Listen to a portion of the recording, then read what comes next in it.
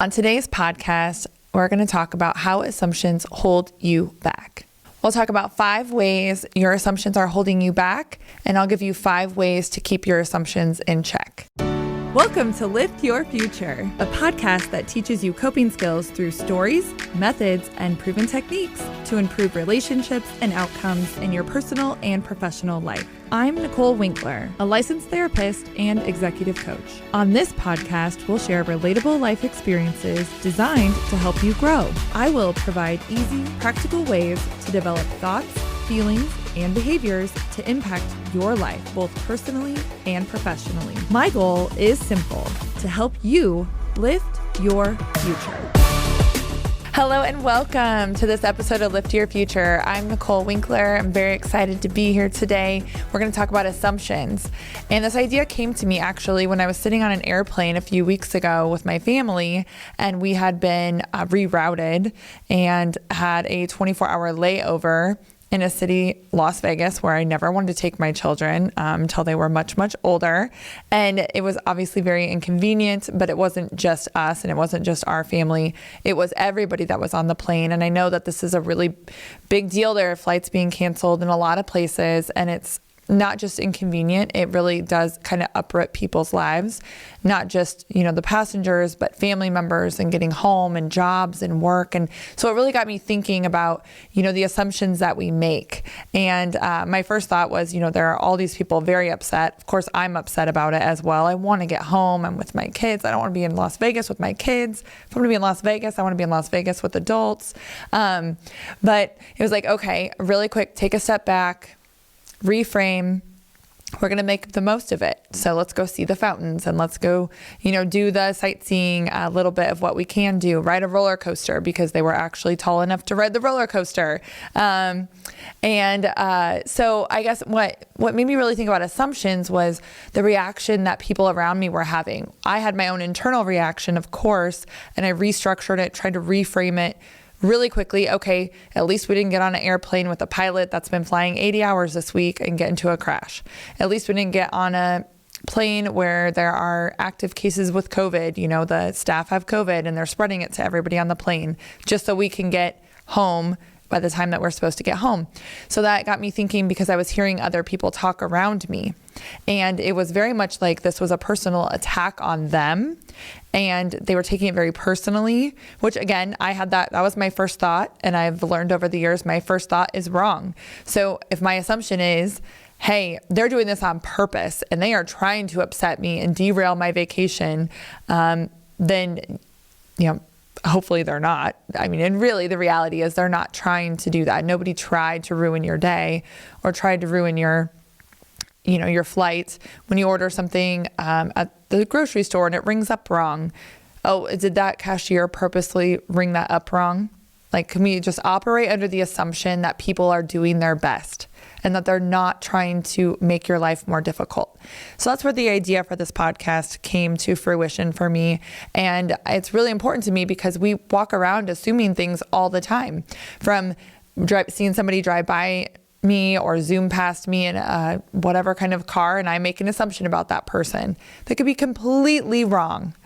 Or somebody, somebody has a certain type of job or they dress a certain type of way. Well, this must mean X or Y about them. And those things are not necessarily true. And over the years, the more people I've met, and I learned this after working in the jail and the penitentiary setting, that some of the nicest people and humans on the entire planet look kind of scary sometimes. They have tattoos on their faces and they shave their head, or they have made themselves look and appear a certain way to be perceived a certain way. So people do have an assumption about them, but I got to know them on a different level in a different way. And they're some of the nicest people I've ever met. So it's like, hey, maybe all my assumptions are not correct and I need to really address those. So a little bit of background on why that's important to me. And we operate with assumptions. They're our automatic thought. It's just, oh, I saw that and that's what it is. And we learn them from a very young age. And so I wanted to speak to that a little bit. I also wanted to talk about it's hard right now everywhere for everyone for different reasons. And if we can just be a little more caring and compassionate and understanding and not jump to conclusions or make assumptions, then I think we can live a happier life. And that's all we can control, is how we're perceiving the world, how we're perceiving a situation. And so that's what I want to bring to you today. Let's see, I got to look at my notes. I'm so sorry. And I forgot my printed out notes because, like everything else right now, my kids are sitting in here with me because they have e-learning today. They announced some e-learning classes, 3 days of e-learning last week. So we have to make modifications, and I forgot my notes at home because we were rushing out of the house with everything to get here. So bear with me here. Let's see. Oh, another assumption I have for you. A story, I guess, about an assumption is that I called somebody to tell them something about, it was actually a job offer or a job opportunity. And so I called them and left them a voicemail because I thought it was a great opportunity for them. And then I never heard anything back from them. So I just assumed that they weren't interested. And I ended up touching base with them a couple weeks later and said, oh, did you get my message about that by chance? And she said, no, I never got a message from you at all. I don't even have a phone call from you. I was like, oh, really? And she was actually very excited about the opportunity and applied right away. And we don't know yet if she got the job, but it was just a really good lesson for me to remind me, hey, I called you or I texted you or I reached out to you and you didn't get back to me. I can't assume that that's the end of our communication about it. Maybe I need to follow up, or maybe you got busy, or maybe it got lost in your emails. Who knows? But I think oftentimes we're like, oh, well, that person didn't respond, so they don't care or they're not interested. It's like, no, wait a minute. There's a lot going on right now in the world. And so let's give the benefit of the doubt and make the assumption that they maybe overlooked it or they got busy and weren't able to respond. I get messages and sometimes I look at them on my watch. Smartwatches, by the way, I'll get into that in another episode. But smartwatch, I look down at it and I read it and then I think I respond sometimes and I never responded. So then when I'm going through my messages a few days later, it's, oh my gosh, I'm so sorry. But that other person could operate under the assumption that I just completely blew them off or didn't get back to them. And so we're doing the best that we can. Let's please, if there's any message you get from this episode, operate under the assumption that everybody is doing the best that they can right now. Okay? And you are doing the best that you can right now. And so I'm going to give you a few tricks here at the end about how to do an even better job with that. So one thing that's hurtful about assumptions is that we operate under tunnel vision. That means we're not open-minded. It's like, okay, automatic. It's just, this is it. I'm just on automatic pilot. Well, we know that if we just drive on automatic pilot, we can end up at our old house or our old job or somewhere else. Like, how did I even get here? Because when we're doing that, we're not conscious. We're not in our conscious mind, our prefrontal cortex right here in the very front. And that's where we want to be. We want to be in our prefrontal cortex most of the time when we're making decisions. With assumptions, we don't have to make a decision. We don't have to really think about it. And that is the second point, is that it comes from an automatic thought. It's in your subconscious mind. There's already a neural pathway back there. It's like, oh, zip, if this, then that. If this, then that. But all of our ifs and thens are not always accurate and true. So we need to question them. 3, it's our perception. And our perception, I go through this a lot with clients and myself even. Our perception is not necessarily the reality. It is just our perception of the reality. And I know I've talked about this in another episode of the podcast too. So is this the most accurate? 4, we generally don't question our assumptions unless somebody else questions it for us. If I say, oh, well, that person didn't want to help me, and then someone else says, well, how do you know they didn't want to help you? Well, because they didn't even look at me. Well, maybe they didn't know you were even there. Oh, no, that's not true. That can't be the case. They had to know I was there. Well, no, that's not necessarily true. So we have to question that. And oftentimes it only happens when someone else questions us about it. And then there are, our assumptions are more of a reflection of us, ourselves, our own biases, our own stereotypes, our own belief systems than they are about anyone else or the circumstance that we are assuming about. So I want to say that one again because that was kind of wordy, but I think it's important. Our assumptions are way more about us and what we believe and what we believe to be true or even untrue than what they actually are about the person or the situation that we are assuming something about. Here are the 5 tips to check it out. Is my assumption accurate or not? Am I waiting in line for something and this person does not even care that I'm here? Or are they having a really rough day and they just found out their kid is sick? This happened to me when I was making a return at Target recently. The person behind the counter, and I worked customer service for a really long time, so I have an extra layer of probably empathy for someone behind the counter of customer service or on the phone for customer service. And she just was not very kind. And so I just said, "Are you okay today?" And she said, "Oh, no, I'm not. My kid is sick. They shut down daycare. There's COVID in the rooms. I don't have anybody to cover my shift. I don't know what I'm going to do the next 10 days. And, she just kind of spilled that on me, and I didn't mind at all. I was like, wow, that is really, really challenging. I'm sorry to hear that. So had I not asked that question and had my background experience working in customer service, it's not about you. I could have been upset and taken that personally. So I wanted to, talk about that as well.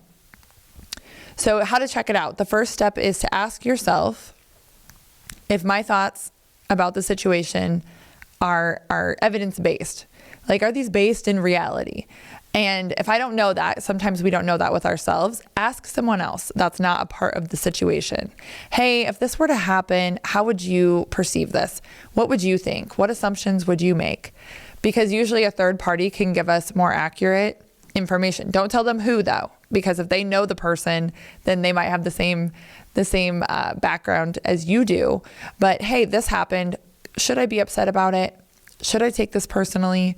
And oftentimes you'll find that your background information, that you are making an assumption that is not necessarily accurate. Number 2, is this emotional reasoning? Am I making this assumption based off of my emotions? Emotions are wonderful. They're real, and they are a warning for us, kind of an alert for us to say, what's going on with me? But sometimes it just stops there. It's really about what is going on with you and not anyone else. But when we allow our responses and our emotions to be filtered through with our assumptions, that can cause damage to relationships, to work relationships, to personal relationships with ourselves, with our kids, with our spouses. And so is this an emotional response or not? Number 3, ask. If you don't know, then ask. Questions are so powerful. Hey, I just wanted to check this out with you. This is my perception, or that from my perspective, this is what happened. What happened from your perspective? Ask. So I say, when in doubt, ask it out. Sounds so cheesy, but maybe you'll remember that. When in doubt, ask it out.